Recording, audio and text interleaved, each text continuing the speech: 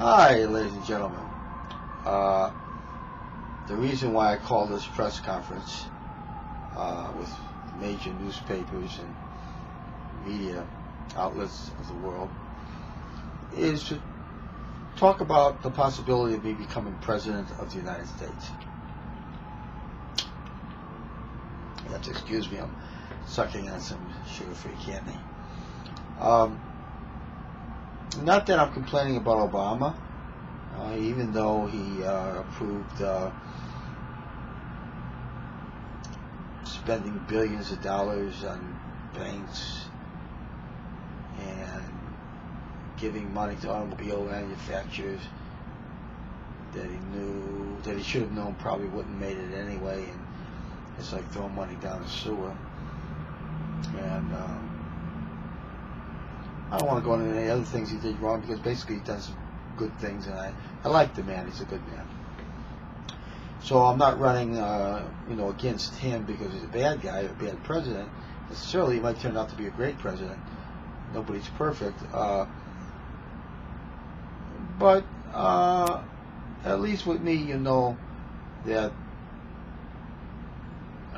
even though Obama's thoughtful, I might be more thoughtful in terms of I won't nominate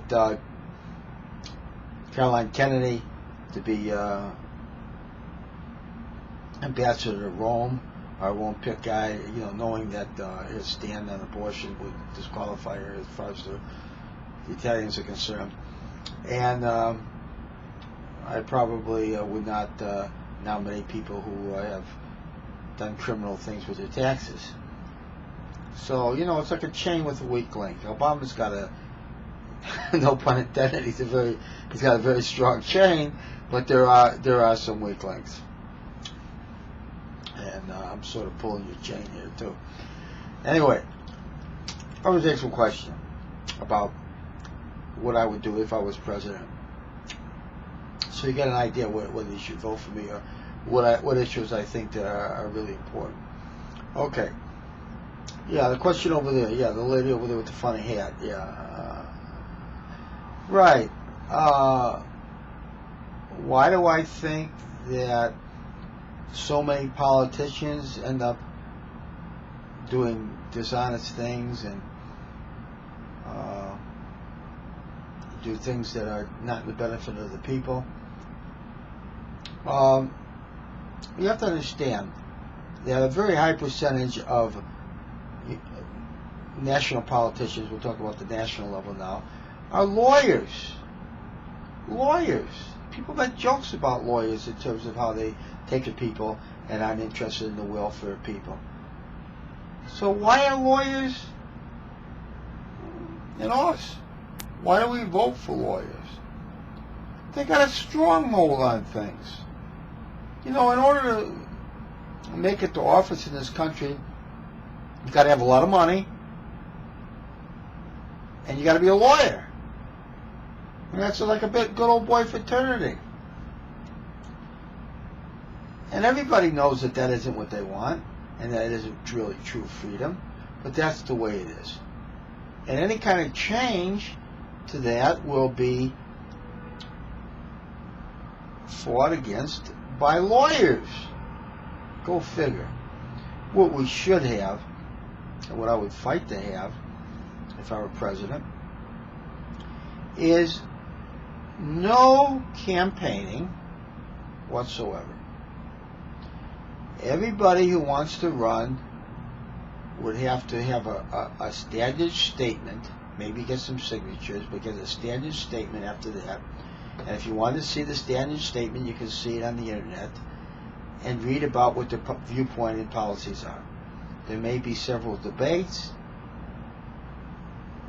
but that's it.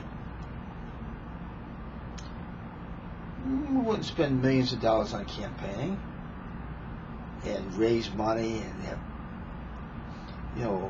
all kinds of funny stuff with owing people money. If you want to run for office, you state how you feel about things. You maybe take some interviews or some everybody gets equal debating time and so forth. and everything's on an equal footing. You don't make give the rich guys an edge. In fact, I'd like to see it a law pass that you can't be a lawyer in order to be in office. Give somebody else a turn. There are very bright people who are not lawyers that make great politicians. Okay. Yes, gentleman over there in the green scarf. Yeah. What do I think the greatest threat to the country is, and what would I do about it? Probably the greatest threat to the country is poverty. We already have people living in poverty, and we have people who are not involved with the economy in terms of a job. We need to focus on helping the people that need help. Okay? They've been living in a disastrous situation for many years. This latest thing with the economy is just makes things worse. What would I do with Madoff? Yeah, I'd waterboard him and find out where the money is. Who would disagree with that?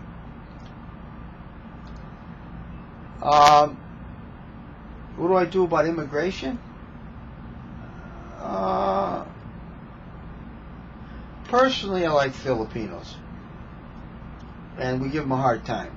So I would let in all the Filipinos that want to come to this country, because they're good people. They speak English. The ladies are pretty. They want to get married, have family. They're good traditional people. So I would start out with letting all the Filipinos in that they want to, that want to come here. This would be a better country for the Mexicans. Oh yeah,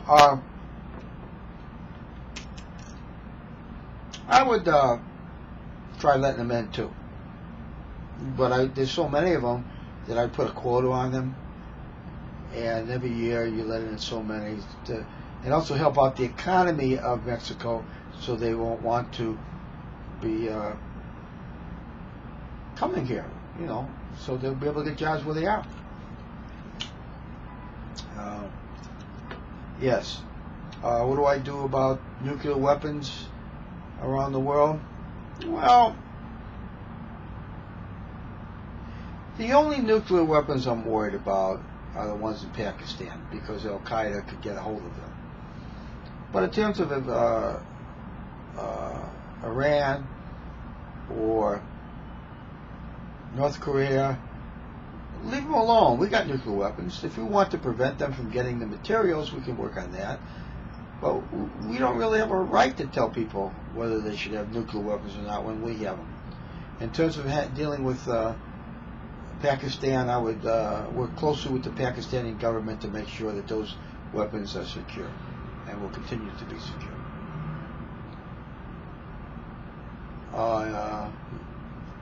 Any other questions?